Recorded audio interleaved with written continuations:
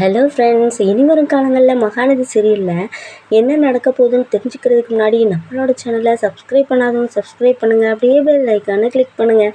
அப்போ தான் நம்ம போடுற ஒவ்வொரு வீடியோஸும் உங்களோட நோட்டிஃபிகேஷனுக்கு வரும். காவேரி ஒரு வழியாக அவங்க ஃப்ரெண்டு வீட்டில் இருக்கிறத நம்ம விஜய் கண்டுபிடிச்சிடுறாரு. அதுக்கப்புறம் பார்த்தீங்கன்னா காவேரிகிட்ட போய் விஜய் பேசுகிறாரு. இப்போ எதுக்கு நீ தனியாக கிளம்பி வந்த? அங்கே எல்லோரும் என்னைய தானே கேட்பாங்க, ஏன் இப்படி பண்ணுற காவேரி, ஏன் இப்படி அடங்கவே மாட்டுற அப்படின்னு சொல்லிட்டு கேட்கும்போது, அப்போ என்னை இப்படி திட்டுறதுக்காக தான் நீங்கள் அங்கேருந்து கிளம்பி வந்தீங்களா? என்னை எதுக்கு கண்டுபிடிச்சி என்ன ஆயிடப்போகுது? நான் அந்த வீட்டுக்கு வந்தேன்னா எல்லாருக்குமே தொந்தரவு தான். பாட்டி ஒரு பக்கம் என் பேரை சந்தோஷமாக இருந்தான், உன்னை கல்யாணம் பண்ணிட்டு வந்ததுலேருந்து கஷ்டப்படுறேன்னு சொல்கிறாங்க. சித்தி ஒரு பக்கம் விஜய் ஏன் தான் இப்படி பொண்ணை கூட்டிகிட்டு வந்தானோ தெரியல, உன்னை எங்கே தாண்டி பிடிச்சான் அப்படின்னு சொல்லிட்டு அவங்க கேட்குறாங்க.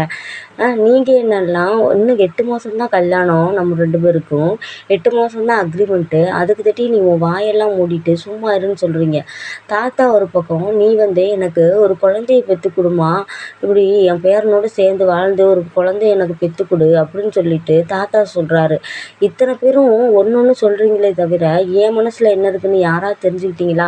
இவ்வளோ பேரோட இதையும் நான் கேட்டுட்டு அந்த வீட்டில் எப்படி இருக்க முடியும்? அதான் நான் கிளம்பி வந்துட்டேன். இனிமேல் நான் நல்லா ஃப்ரீயாகவே இருப்பேன். நான் எப்படி மேரேஜ் ஆகிறதுக்கு முன்னாடி எவ்வளோ சந்தோஷமாக இருந்தனோ அதே மாதிரியே நான் ஃப்ரீயாக இருப்பேன்னு சொல்லிட்டு சொல்கிறாரு. அப்போ நீ என்கிட்ட வாங்கின பணத்துக்கு நீ இத்தனை மாதம் நடிக்கணும்னு நான் சொல்லியிருக்கேன்ல, நீ எப்படி இப்படி வரலாம் அப்படின்னு சொல்லிட்டு விஜய் கேட்குறாரு. அப்போ நீங்கள் ஏன் இப்படி இருக்கீங்க? உங்கள் பணத்தை நான் எப்படியாவது ஒரு 3 மந்த்தில் நான் தந்துடுறேன், நான் சம்பாரித்து. அதுக்காக என்னை திரும்ப அந்த வீட்டுக்கு கூப்பிட்றாதீங்க. என்னை ஒரு ஃப்ரெண்டாக நினச்சி நீங்கள் என்னை விட்டுருங்க அப்படின்னு சொல்லிட்டு காவேரி சொல்கிறாங்க. அதுக்கு விஜய் சொல்கிறாரு, என்ன காவேரி இப்படி சொல்லிகிட்டு இருக்க நீ? நீ என்ன பேசிகிட்டு இருக்க? அங்கே பாரு, தாத்தா உன்னை கூட்டிகிட்டு தான் வரணும்னு சொல்லிட்டாரு. நீ இல்லாமல் நான் வீட்டுக்கே போக முடியாது. உங்கள் அம்மா எல்லோரும் என்னிட்ட தான் கேட்குறாங்க, என்னாச்சு உங்கள் 2 பேருக்குள்ள, எதுக்கு இப்படி காவேரி போயிட்டான்னு என்னிட்ட தான் கேட்குறாங்க. நீ என்ன இப்படி பண்ணிகிட்ருக்க அப்படின்னு சொல்லிட்டு விஜய் கேட்குறாரு.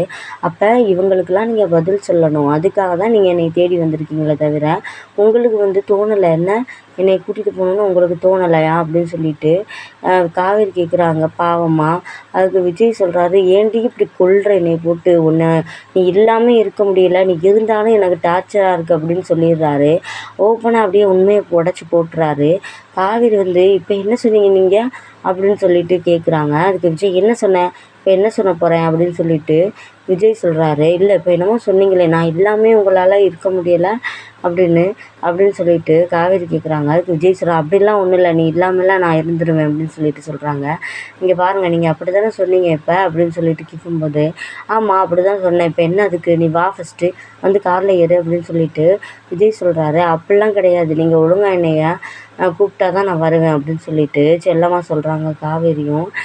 ஏன்டி இப்படி படுத்து எடுக்கிற என்னைய அப்படின்னு சொல்லிட்டு விஜய் சொல்கிறாரு.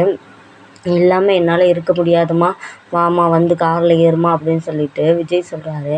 அதுக்கு காவேரியும் சரி சரி வரேன் அப்படின்னு சொல்லிட்டு, இனிமேல் ஆனால் 8 மாதம் தான் 9 மாதம் தான் சொல்ல மாட்டீங்களே அப்படின்னு சொல்லிட்டு விஜய் கேட்குறாரு. காவேரி கேட்குறாரு விஜய்கிட்ட.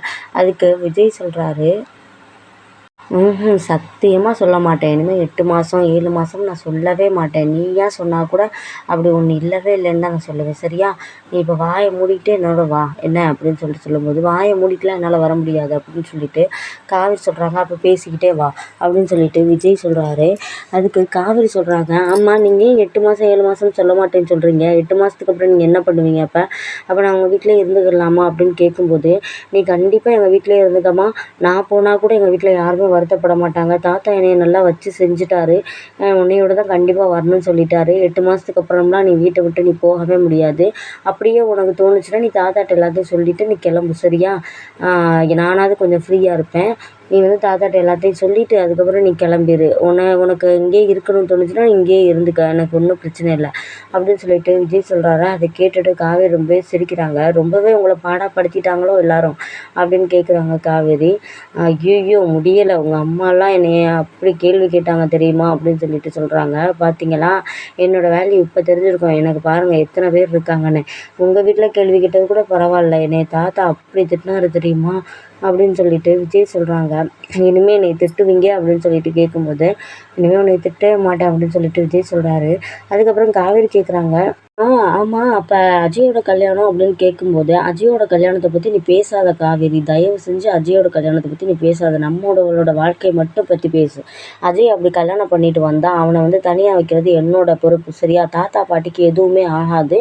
நீ அத பத்தி நீ நினைக்காத. நம்ம வந்து ஆனா தாத்தா சொல்லிட்டாரு, இந்த கல்யாணம் வந்து வேணாம். நம்ம வந்து இப்படி ஒரு சம்மதத்தோட சம்மந்தம் பண்ண வேணாம். இப்படி வந்து கொலைகாரனா இருக்காரு இந்த பசுபதி. கண்டிப்பா வீட்டுக்குள்ள வந்தா நம்ம எல்லாருக்குமே ஆபத்து தான்னு தாத்தா சொல்லிட்டாரு. தாத்தாவுக்கு வந்து இனிமே இந்த நிச்சயத்திலயோ, கல்யாணத்திலயோ விருப்பம் இல்ல. சரியா? அதனால நீ வந்து பேசாம இரு. நீ எதுவுமே அங்க வந்து எதுவும் பேசிக்காத. அதுவா நடக்கிறது நடக்கும். அப்படி அஜய்க்கு வந்து கண்டிப்பா அந்த பொண்ணு தான் வேணும்னா, அவன் எங்கேயும் போய் கல்யாணம் பண்ணிக்கிறான். நீ வந்து இந்த வீட்ல வந்து இத பத்தியே நீ பேசாத அப்படின்னு சொல்லிட்டு சொல்லும்போது, சரி, சரி நான் எதுவுமே பேசல அப்படின்னு சொல்லிட்டு சொல்றாங்க. சரி, சரி நான் இல்லாம ரொம்ப ஜாலியா இருந்திருப்பீங்களே அப்படின்னு சொல்லிட்டு காவேரி கேட்குறாங்க. ஆமாமா ரொம்ப ஜாலியா இருந்தேன் அப்படின்னு சொல்லிட்டு விஜய் சொல்றாரு. இனிமேலாம் அப்படி லெட்டர் எழுதி வச்சுட்டு போற வேலை வச்சுக்காத சரியா? அப்படின்னு சொல்லிட்டு விஜய் சொல்றாங்க. ஓகே, ஓகே ட்ரை பண்றேன் அப்படின்னு சொல்லிட்டு காவேரி சொல்றாங்க. இன்னைக்கு எபிசோடு இப்படிதாங்க போகுது. யாருக்கெல்லாம் எபிசோட் ரொம்பவே பிடிச்சிருக்கோ அவங்கெல்லாம் நம்மளோட சேனலை சப்ஸ்கிரைப் பண்ணாதவங்க கண்டிப்பாக சப்ஸ்கிரைப் பண்ணுங்க. அப்படியே பெல் ஐக்கானை கிளிக் பண்ணுங்க. விஜய் வந்து இப்படி ஓப்பனா நீ இல்லாம என்னால இருக்கவே முடியாது காவேரி அப்படின்னு சொல்லிட்டு சொன்னது யாருக்கெல்லாம் ரொம்பவே பிடிச்சிருக்கோ அவங்கெல்லாம் கமெண்ட் பாக்ஸில் கமெண்ட் பண்ணுங்க ஃப்ரெண்ட்ஸ். நம்மளோட வீடியோவை லைக் பண்ணாதவங்க கண்டிப்பாக லைக் பட்டனை தட்டி விடுங்க.